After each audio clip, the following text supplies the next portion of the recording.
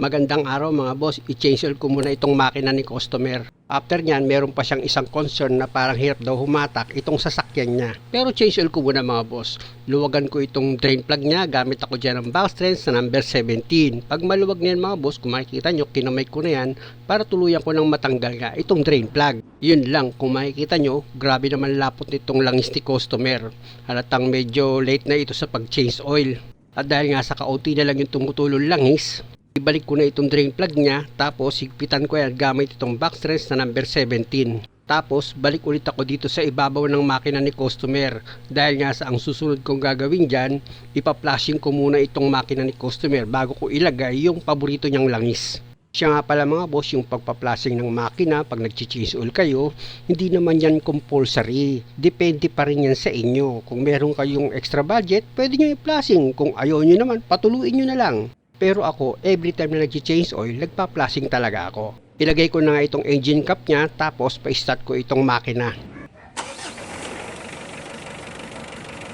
Pag napa-start nyo na itong makina, hindi nyo kailangang i-revolution yan mga boss. Dapat hayaan nyo lang siyang naka-idle hanggang sa makonsume nyo yung 5 minutes na naka-start nga itong makina nyo. Isa lang yung napansin ko mga boss, habang naka-start itong makina ni customer, kung mapapansin nyo parang meron siyang palya, yung manginig itong makina niya. Sinilip ko nga itong fuel filter niya, medyo bago pa eh. Subok ko na kasi mga boss sa mga diesel engine, kapag may palya nga dito sa makina, hindi agad-agad ako humahatol.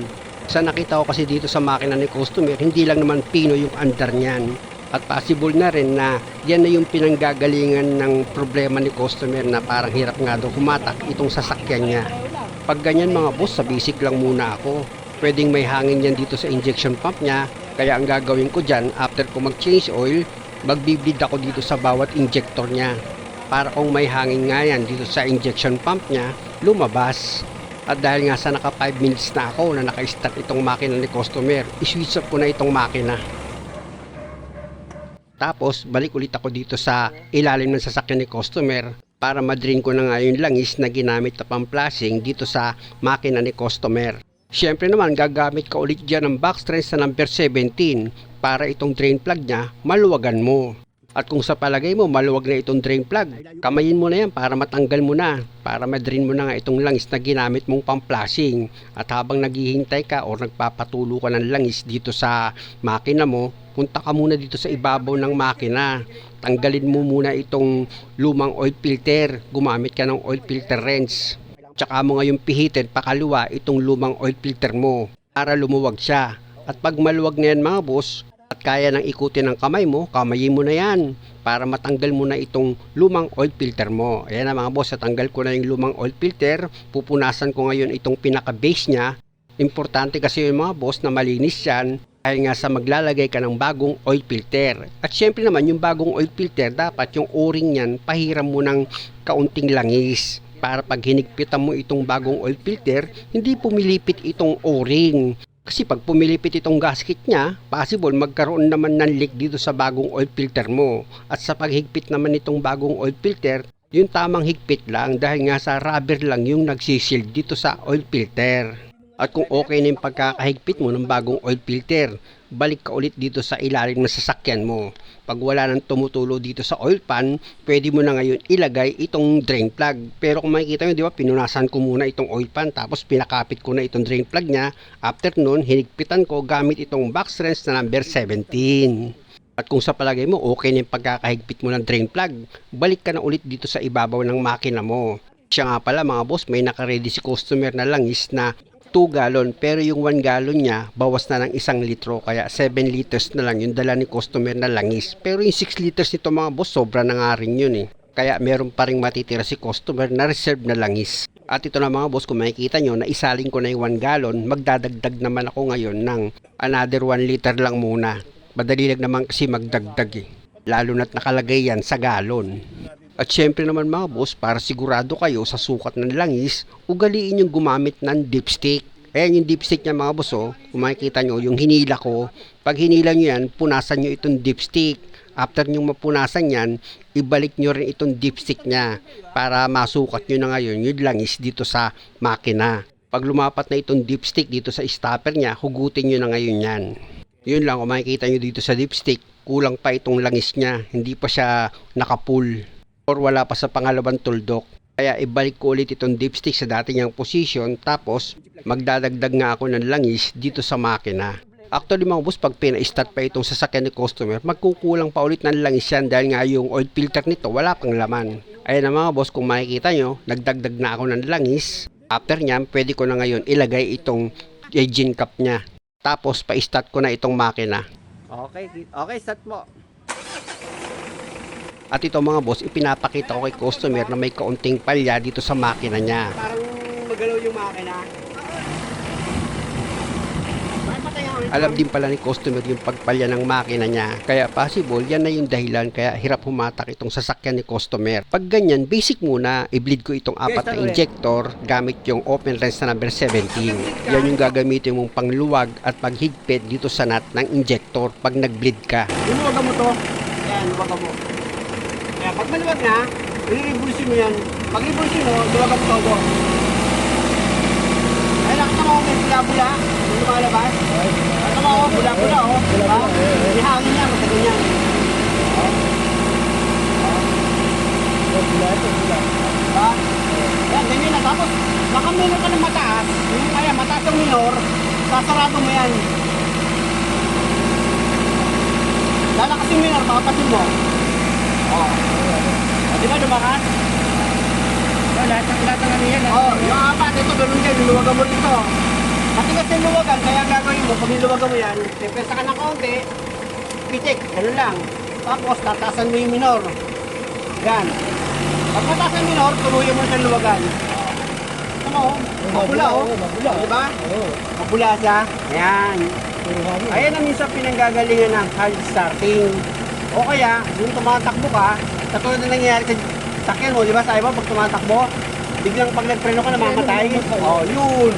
Kaya hangin yun. Ganito lang din ang ginawa ko dun sa isang ang problema katulad sa'yo. Pag nagpipreno, namamatay yung makina. Ayan. Ayan, o. Tama ko, di ba? Okay, pag sinarado ko yan, lalakas namin nun yan. Tingnan mo. Pag wala nang lumalabas, wala na. O, pwede mo na ngayon isarado to. Ayan. O, tingnan mo. O, di ba? Tumining na siya. Tumining na siya. Iwagarin natin, ha? Ito yung pangatlo na to. Pangatlo na, Siya nga pala mga boss, pag nagbi-bleed kayo ng mga injector at nag-rev kayo ng makina, 1,000 hanggang 1,500 RPM, okay na yun. Iwagan mo, ito na tayo sa dito, ha? Yan, maluwag na, di ba? Ngayon, tatasan mo yung minor. Ulitin ko, ha? Tatasan mo yung minor. Tandaan mo siya nito yung turo ko, ha? Para sa sasakyan mo, ganito gawin mo. Yan. Buka mo. Kasama, di ba? Mabula? Ayan.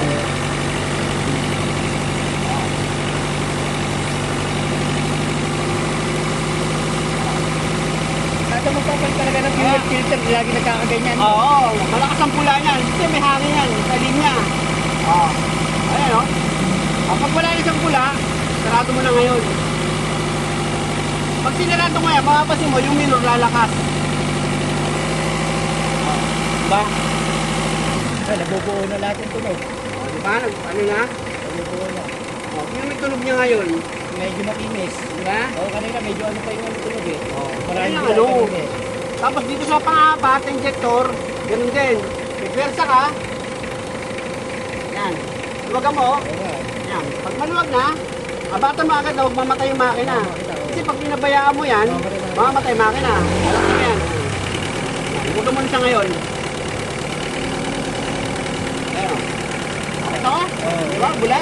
May bula. May hangin niya, dalin niya. Kaya minsan, pag-aarangkada ka, parang delay. May bilat ako sa hard start sa umaga, ano? Ha? Ayan. Hard start sa umaga. Mga bula-bula lang, bago makapasok. May hangin yan eh. Hindi bago makabato ng solid na gasolina. Ayan mo, sabi ako. Dahil bula yan. Pag luminaw yan, wala nang bula. Putite.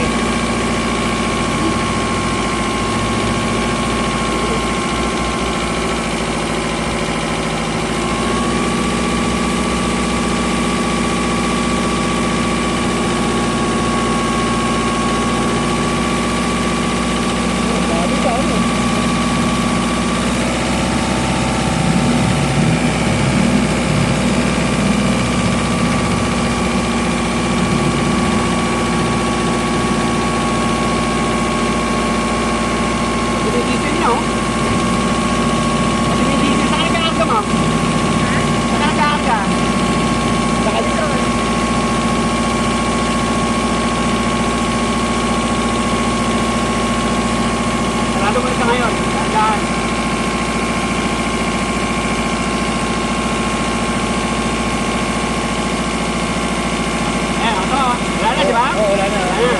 Lagi malinaw yan.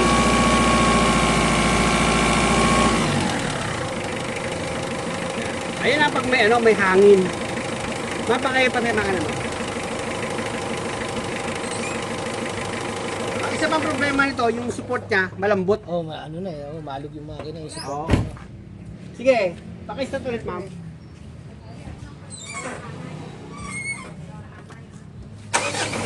Tapos ito naman yung sa ano mo, yung sa filter, di ba?